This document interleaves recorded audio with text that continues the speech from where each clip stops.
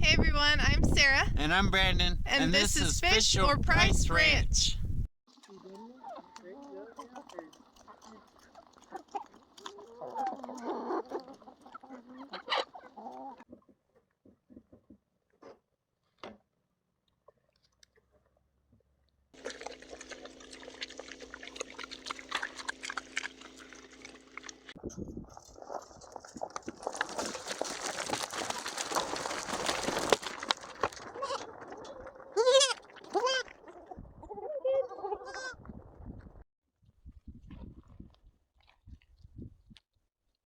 Hey everyone, welcome back. I'm Sarah with Fish or Price Ranch. First off, please don't forget to subscribe and like this video. So if you guys saw my video about our goats dying, I wanted to do kind of an update. So I don't have any confirmation of this, but the only change that we did with the goats was we had to switch alfalfa pellets because the ones that we were getting, their mill was down, and so we couldn't get any alfalfa pellets. So this is why we had switched to a different brand, which is the Metza alfalfa pellets from Tractor Supply, and they liked them. They ate them just fine. And we also give them a little bit of oats, and then they also get a little bit of black oil sunflower seeds. So that's pretty much what they've been getting for the last 5 weeks, well, up until about a week or so ago, when all this happened. And what was going on is that I noticed is, you know, for a long time the girls have only gotten Bermuda hay, and then they get a little bit of alfalfa. Then we decided to add in some grains to their diet quite a few months ago, and we added in the oats and black oil sunflower seeds, and they've been on that for quite a while. So we're really excited to see their milk production go up, because the oats, along with the alfalfa and everything, and the black oil sunflower seeds, has a lot of calcium in it, so it actually upped their milk production. So we were really excited for that when they kidded back in January, last month.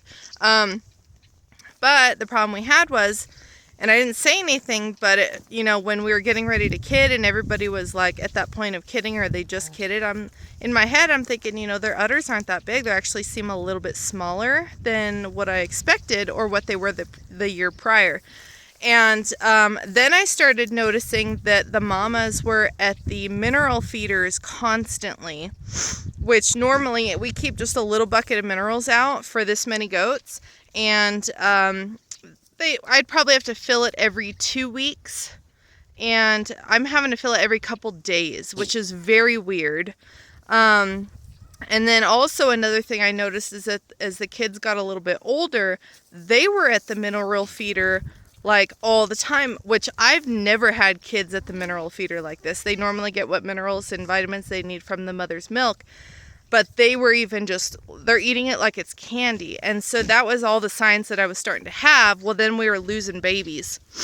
And putting everything together, I realized that whatever is in those alfalfa pellets, which is my guess, but because that's the only feed change we've done right before they kidded, and they've only been on it, like I said, for about 5 weeks, it's the only thing that makes sense. But something in there is depleting their minerals, or offsetting or counteracting the minerals that they're ingesting.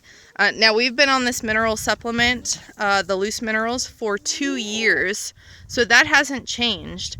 And we've been living on this property for about 1.5 years now, and they were fine last kidding season. We didn't lose any babies other than one that got laid on, but everybody grew out pretty decent. We did have some feed issues last year. We've been having them for quite a while. We've had to bounce around a bit with different suppliers because they run out or it gets moldy hay. And then we had the foxtail issue. So we finally found the guy that we had been to a couple years ago, and we've been going to him ever since the foxtails. And the foxtails were back in, I want to say, June or July. And so now they've been getting just straight Bermuda hay, and then we were doing the alfalfa pellets, like I said. Then we added the grain, and then we had to switch alfalfa pellets, and that was the most recent change. And so it's the only thing that makes sense. But what I'm seeing is that they're just after the minerals like crazy, which is so strange for them. And so here's what we've done. So we pulled those alfalfa pellets. I took them all back to Tractor Supply. And I want to say this, that a friend of mine who kind of follows what I feed my goats, she does the same, but she has some Kikos, but she also has dairy goats. And she was feeding the alfalfa pellets with the oats and the Boss, and she noticed that the milk production was dropping at her place as well. So even in her dairy goats. So, and they were fine before she milked them last year, no issues. So that was kind of a common denominator between our two farms. So anyway, what we've done is they're getting their Bermuda hay like they've always gotten. And then we went ahead and went back to my hay supplier and we started just getting alfalfa hay. The only reason I didn't like doing the hay is because they do waste it. They waste the stems. So now what we're doing is we buy the big square bales and we're only giving 2 flakes a day between everybody. But we were giving 3 and they were wasting quite a bit. So I'll show you guys this pile right here. You could see all the stems, and that was when we were giving 3 flakes a day. So now, as of yesterday and today, I gave them 2 flakes, and I'm gonna kind of force them to eat the stems, which seemed to work yesterday. They didn't waste as nearly as much. So anyway, and then they're still gonna get their oats and their Boss, and that's the only thing that we're changing. Now, so far, also, I talked to Laura with Columbia River Kikos up near Washington, and she called me and we talked for a while, and she recommended to give Bo-C shots, which is a selenium and vitamin E supplement, which is only given by a veterinarian. So anyway, I talked to her for a while about it. It seemed to pretty much make sense, and then also confirmed that is Vanessa with Noble Nomad Mountain Ranch over in Virginia. She also mentioned that yesterday. But so what I did was I got a hold of my vet, told him what was going on. He agreed that it would be a good idea. So we gave the kids a 0.5 cc. We gave the yearlings 1 cc, and any adults got 2 cc's. And we just gave them a shot under the skin. And we're going to see what that does. We did it yesterday, so we won't really see a difference for a little bit. But already, I mean, let me back up a little bit. Before we switched to the alfalfa hay, even the kids didn't look very fat. Like, they didn't seem like they were getting enough food. We're actually supplementing 5 kids right now with extra milk. But we had, we lost 5 kids, but we also had a bunch that were they weren't super thick in the belly. They were pretty slender. So I felt like they weren't getting enough milk. So we've only switched to the alfalfa not quite a week ago, and already I've noticed that the kids' bellies are looking more full. There's still 1 doe, I think really out of all the does, only 1 doe, her kids are still a little bit thin, but I figure that's gonna, work itself out over time. If I continue to see them thin, we'll probably supplement them as well, at least for a little bit. But already just switching to the alfalfa hay seems to make a difference. Also, they're not at the mineral feeder as much, so I'm thinking that they're starting to get enough minerals in their body, and now with the Bo-C shot, hopefully it will really make a difference. So I'm going to keep you guys updated on this as things progress and a few weeks go by, but I'm really hoping that this will make a big difference in our herd. I'm so tired of having feed issues. I'm tired of suppliers running out and we're having to switch on the goats. It's really hard on them, and it's really hard on me emotionally. It's very stressful, and my kids, they're not growing as fast as I would like, as much as we saw in our past. Our past kids would hit, at least 20 to 25 pounds at 30 days, and my weights right now they're 10 to 19 pounds, so they're quite a bit lower. So I'm hoping with this change, hopefully the next 30 days the kids will show improvement. We'll check them, we'll compare in 30 days what their weights were in the first 30 days to what their weights are in the next 30 days. So anyway, that's what my update was. I did want to share that with you guys. If anybody else is having issues, maybe look into that. But the Bo-C shots, Laura does it every 3 months. I felt that was too often for my herd. So talking with the vet here in Arizona, we opted for every 6 months. So twice a year they'll get the Bo-C shot, and then they get their loose minerals, and then their hay and their oats and their Boss. So anyway, that's my update. I hope you guys maybe we'll learn a little bit of something from this. Do your research, of course. We'll take a quick look at the herd real quick. By the way, we have checked for parasites and everybody's clean. You know, so we are not having a parasite problem. That was one thing that somebody had mentioned, but definitely not what's going on here. Hey, Iris.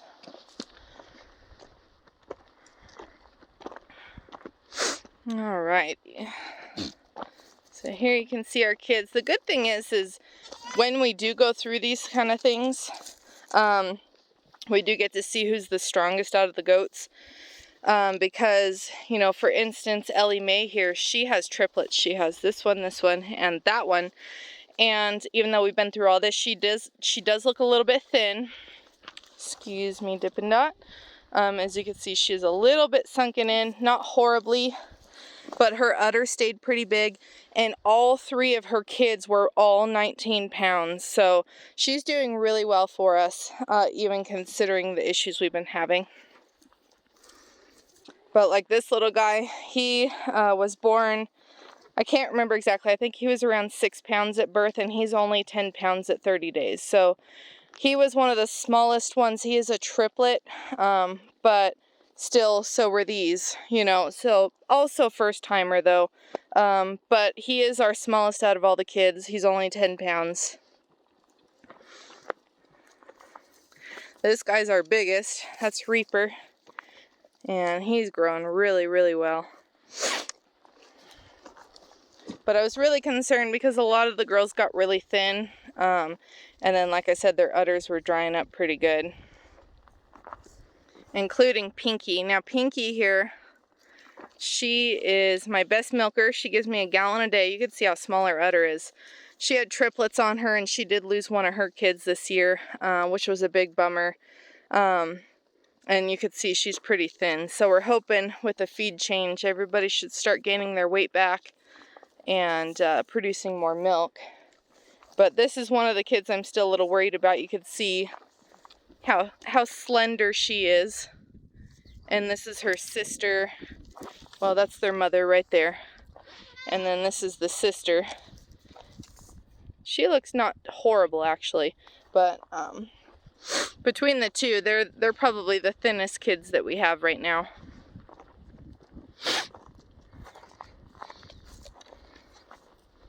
Hey, girls. Of course, the yearlings look fine.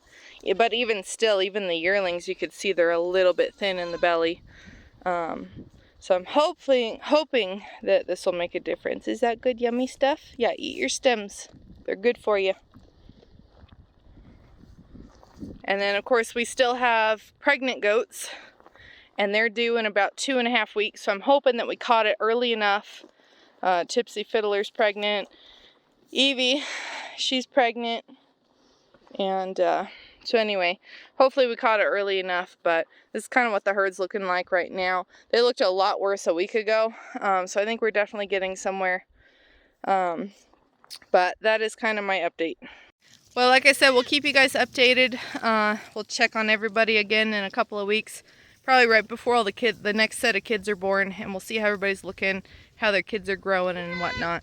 But I hope you guys enjoyed this. Thank you so much for watching, and we'll see you again real soon.